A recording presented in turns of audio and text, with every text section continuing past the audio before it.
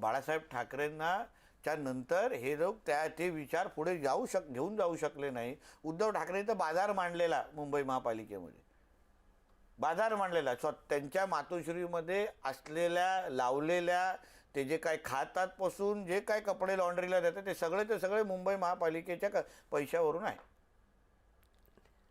आणि हे पुरावे सकट आहे. त्यांना पाहिजे तर कधी एन्काउंटरमध्ये बोलवा, तोंडाने एन्काउंटर करून टाकतो त्यांचं.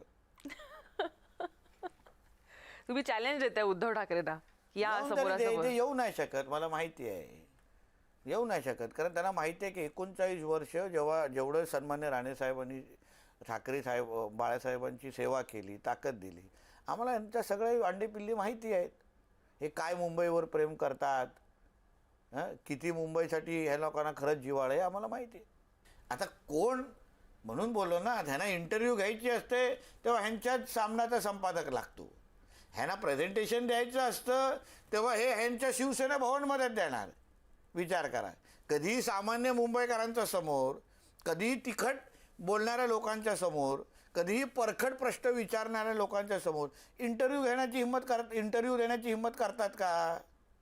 द्यावं कधी वृषालीजींना इंटरव्ह्यू, द्यावं कधी अर्णब गोस्वामीला इंटरव्ह्यू, मग बघा कुठून मिरच्या लागतात.